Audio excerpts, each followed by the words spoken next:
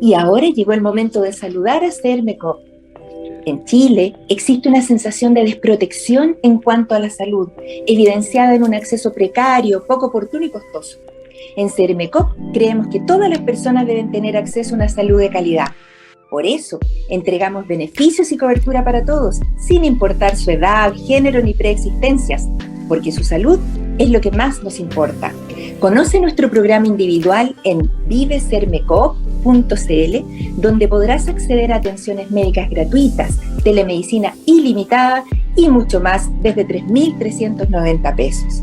Encuéntranos en Instagram y Facebook y vive los beneficios de sentirte protegido. Entra ahora a vivesermeco.cl. Muchas gracias a nuestros auspiciadores y hoy estamos recibiendo a la doctora Macarena Alfaro, tan hermosa ella, igual que cuando salió de la escuela de medicina, en realidad igual que cuando entró. Cuéntanos, querida Maquita, bienvenida. Cuéntanos, ¿qué te hizo estar en atención primaria? Bueno, yo creo que fue un camino que se fue haciendo después de salir de la universidad. La verdad es que yo siempre desde que era muy chica quise estudiar medicina para ser pediatra en ese momento. Eh, Pediatra. sí, quería ser pediatra porque no conocía la especialidad de medicina familiar. No la conocí hasta mucho tiempo después. Y, y esa fue la razón por la cual estudié medicina. Después en el camino tuve la oportunidad de ir haciendo electivos, ir conociendo la especialidad y me di cuenta que lo que a mí me gustaba era lo ambulatorio, era el proceso de acompañar a la familia, de, de tener lo que yo había tenido cuando chica, que era tener este como doctor de cabecera que a uno la conocía desde siempre y que no era solamente alguien que uno recurría cuando estaba enfermo, sino que era también una persona que a uno lo acompañaba en su vida y en su desarrollo. Y ahí fue cuando tuve la oportunidad de conocer la especialidad de medicina familiar. Yo la hice en la Universidad Católica, que tienen un programa que es distinto, que tiene, digamos, algo como distinto en relación a otras universidades que dan esta especialidad, porque ellos tienen las menciones, que es adulto y niños y niñas. Y eso me acomodó mucho porque era como lograr encontrar realmente lo que yo quería, que era poder dedicarme a atender niños, pero con esta visión integral del acompañar a la familia. Eh, Así que tuve la suerte de encontrarme con esta especialidad de la cual estoy muy agradecida, no solo por lo que uno aprende desde lo biomédico, sino que las herramientas que me entregó y también yo diría que lo que más rescato es las personas que pude conocer. Como que hasta el día de hoy siento que es un grupo muy consolidado de personas que van todas en el mismo camino de intentar mejorar la salud en este país, cada uno de distintos lugares. Y eso yo creo que fue como un regalo de la vida de poder haber conocido esto a tiempo y haber tomado este camino. Hoy me alegra tanto escuchar eso porque siento que en la medicina hay tantos derroteros, tantos caminos, tantas vertientes que uno puede tomar que cuando elige la adecuada para uno es realmente su refugio para la vida. Yo como médico intensivista siento que no podría haber hecho nunca otra cosa distinta y tú, Linda, siempre sentí desde que te conocí en primer año de medicina que tenías que ver con eso, con la educación, con la atención primaria. Pero contémoslos a las personas qué es exactamente la medicina familiar de la niñez, porque Mm. resulta que aquí la niñez, así como la medicina en la mujer, es algo que ha ido ganando un terreno en las últimas décadas, y la medicina de la niñez es algo que es muy reciente y que todavía les falta consolidar. Cuéntales a nuestros auditores qué es exactamente la medicina primaria en la niñez y cuál es su valor. Yo creo que, a ver, básicamente esto se trata de, este es un camino que se puede seguir desde muchas aristas, ¿ya? También hay muchas personas que siguen el camino de formarse en pediatría y se van subespecializando en lo ambulatorio. Pero yo Pero creo que lo en enfermedades de pediatría, más que lo enfermedades. preventivo. Sí, acá tiene la ventaja que nosotros tenemos una formación que tiene que ver con todo lo que incluye la medicina familiar y todos los conceptos que tienen que ver con prevención, promoción, gestión en salud, y eso le da una mirada mucho más amplia, y también todo lo que incluye la formación de los problemas familiares, estrategias de intervención familiar, porque si nosotros nos damos cuenta, y a usted también le debe pasar, es que nosotros, o sea, nunca podemos ver a una niña o un niño como un ente por separado. Su Claro, contexto y los determinantes sociales en los cuales vive son la clave de cómo va a ser su salud. Si nosotros pensamos desde la mirada de la atención primaria, ¿cuál es el gran valor que tiene? Que se ha visto que todos los países que tienen mejores indicadores en salud, ¿no es cierto? Que cuando a veces uno dice, ¿qué es un indicador en salud? Es los resultados, ¿cierto? ¿Cuál es la tasa de mortalidad?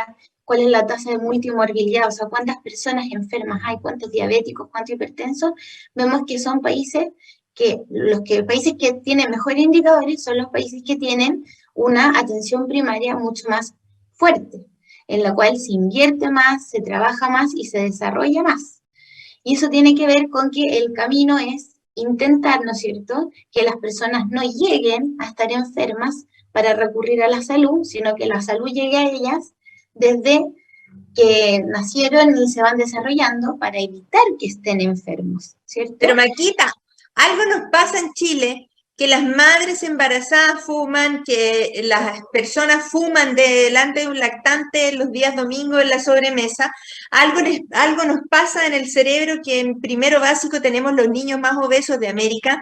Así es que, por favor, explícame, ¿qué es esta especialidad de la medicina primaria en la niñez y si su foco es la prevención? Sí, yo creo que el foco sí está en la prevención. Lamentablemente nos damos cuenta que yo creo que como, hablando ya como la salud de nuestro país, siempre tenemos una tendencia a concentrarnos en el asistencialismo, ¿cierto? En Claro. cubrir la demanda, en tener los cupos necesarios para atender a toda la gente, y en eso se nos va gran parte de nuestra jornada. Y eso es algo que hay que ir cambiando y hay que inyectarle más recursos. Yo creo que ya después de trabajar varios años en la atención primaria, y lo que conversamos siempre con los colegas que se dedican a esto, es que sentimos que siempre ese espacio para seguir el otro camino, como no tiene resultados inmediatos, es donde nos falta mucho. Ahora, yo sí quiero dejar... Al contrario, quiero cambiarles a ustedes, los especialistas en medicina primaria, el mindset, porque resulta que evitar tabaquismo, evitar cardiopatía coronaria, evitar enfermedad pulmonar obstructiva crónica, que son enfermedades de viejos, ¿cierto? Pero que partieron en la infancia y en la juventud, es realmente costo efectivo, porque lo que las personas gastan en su previsión de salud tiene que ver con el gasto que hacen esas personas que fumaron, comieron y tomaron más de lo que deberían haber eh, bebido, tomado y comido y fumado en la juventud. Entonces, yo creo que aquí la educación es algo que ustedes, como médicos especialistas, deberían promover. Sí, y o sea, ese es el foco. Yo creo que eso es lo que nosotros intentamos, por eso estar aquí hoy día, por eso hablar de esta especialidad, y no solo de la especialidad, sino que de el trasfondo que tiene. Ahora, yo creo que hay un tema que es muy interesante poder conocer y que las personas que nos están escuchando, si no lo habían escuchado antes, lo puedan revisar, porque es muy interesante, que es los determinantes sociales. Yo creo que aquí es Determinante social.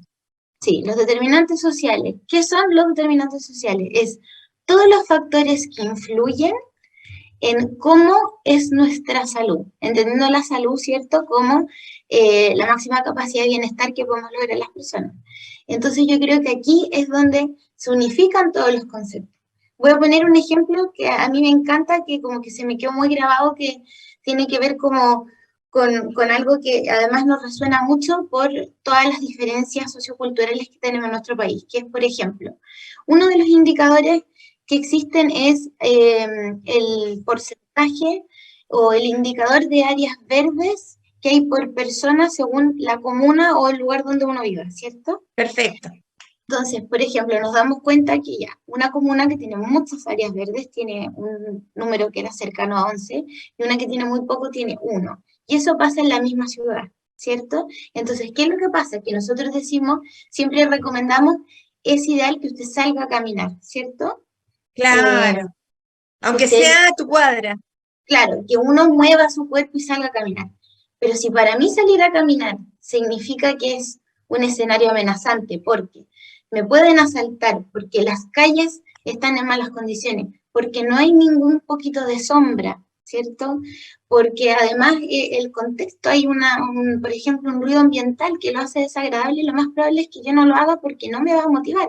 Pero si yo, por Linda, ejemplo, anoche hubo un baleo de 125 vainillas percutadas en un blog en una comuna. Entonces, eso también es algo que hay que considerar cuando nosotros hacemos recomendaciones de salud, que la defensa de la vida, la defensa de de la indemnidad personal, también tiene que ser parte de políticas de salud.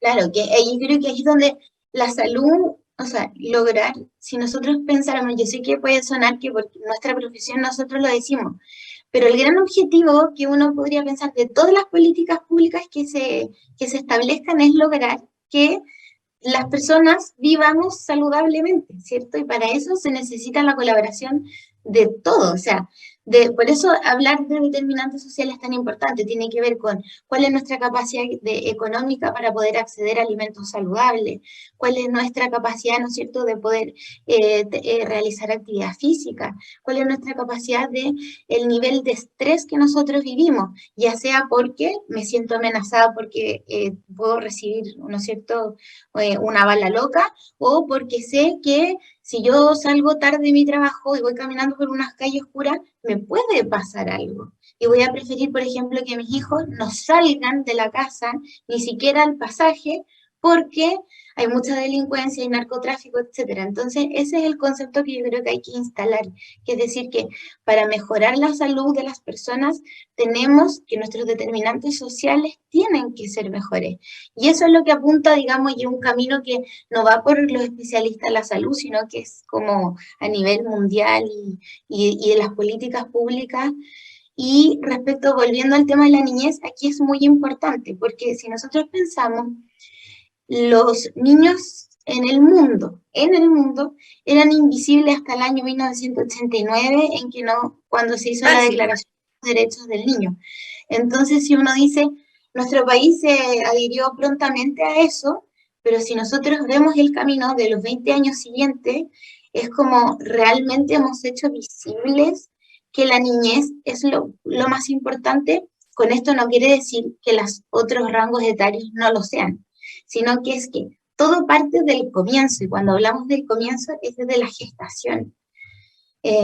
Entonces, por eso yo creo que los últimos años se ha ido relevando este tema, porque si nosotros no cuidamos a los padres, a las madres, a los hermanos y a esa familia, tampoco estamos cuidando a esa niña o a ese niño que está creciendo en ese contexto.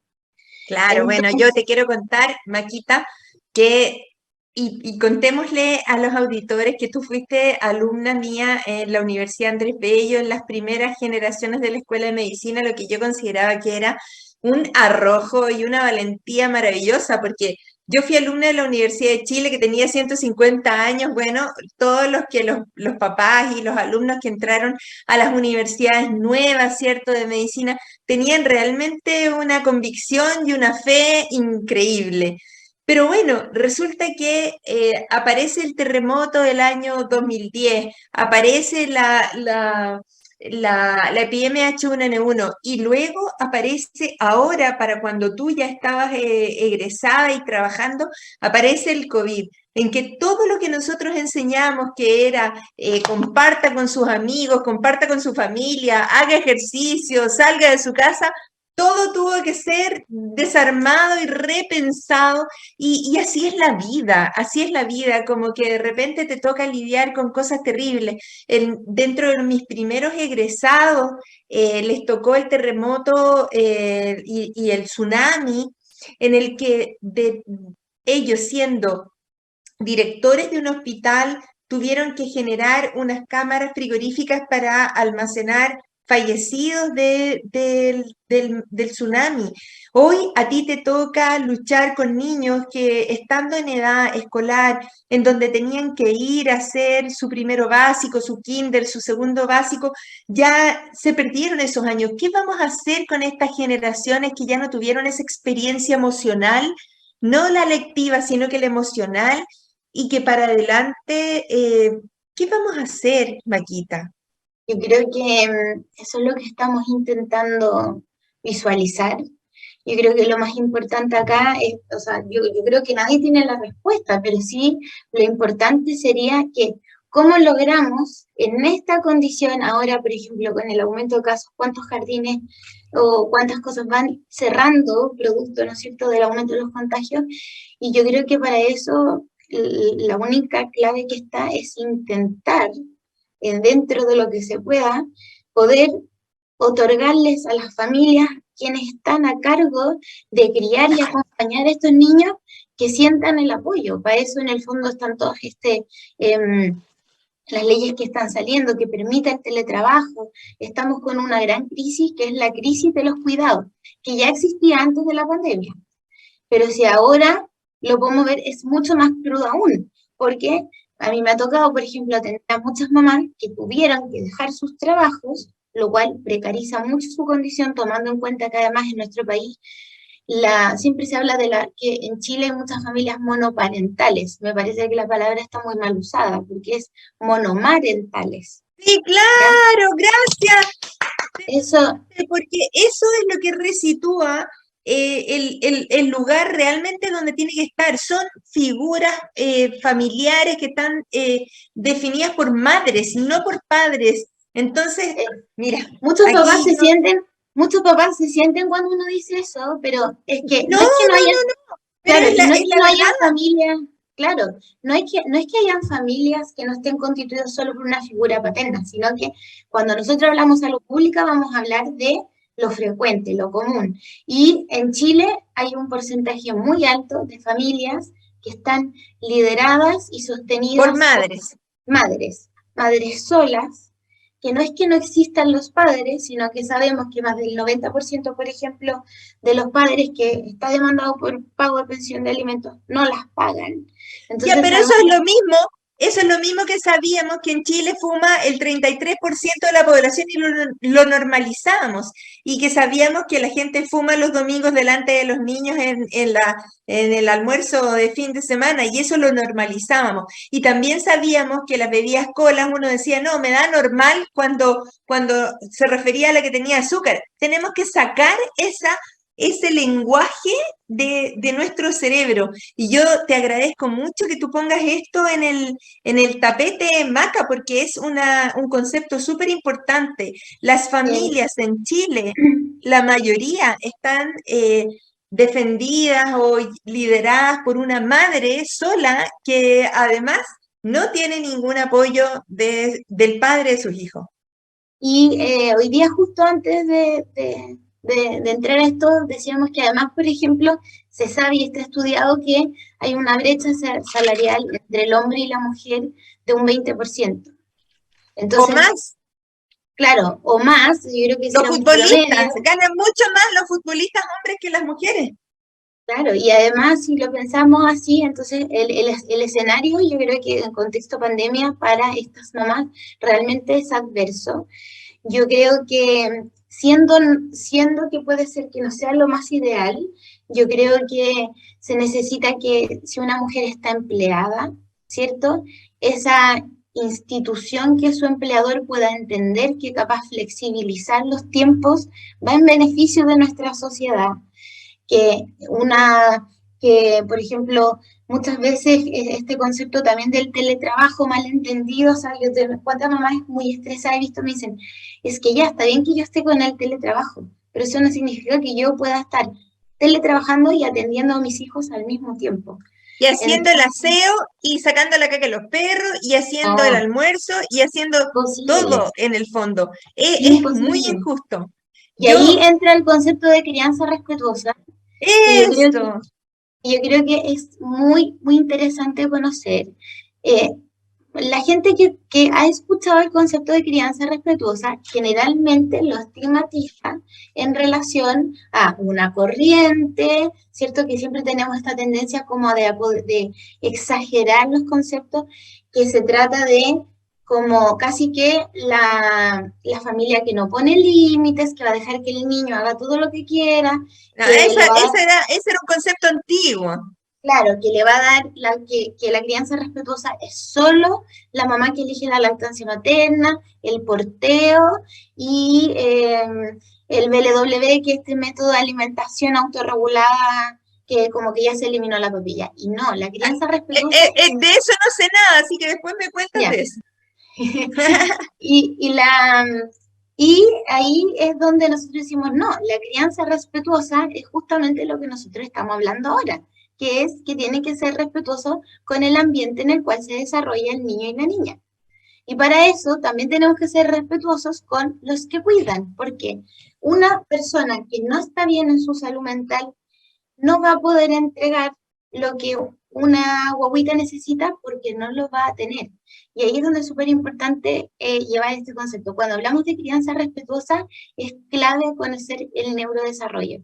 Si hay algo que la ciencia nos ha permitido conocer, es que gracias a los avances científicos y a los estudios que se han desarrollado, a los estudios imagenológicos que han permitido ver cómo un cerebro se modifica por el buen trato o por el maltrato, nos permite saber hoy en día que, y esto se sabe, dejar llorar a una guagua y no responder a sus necesidades de su llanto, que es la única forma de comunicación que tiene con su figura de apego o sus figuras de apego, genera daño.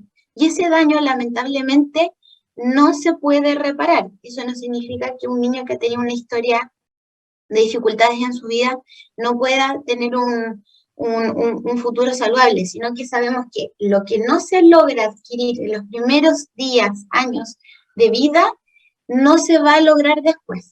Por Maquita, espera, porque tenemos que ir a una pausa musical, pero esto es increíble lo que tú me estás contando, porque antes a las guaguitas se las dejaba así como en el cajón de manzana y que lloraran lo que quisieran, y ahora el concepto es completamente diferente para la felicidad del ser humano. Vamos a una pausa musical y volvemos de inmediato.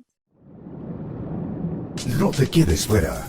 Aprende sobre fenómenos naturales, sus riesgos y planificación territorial. Cada martes y viernes a las 11 de la mañana con Cristian Farías en divoxradio.com.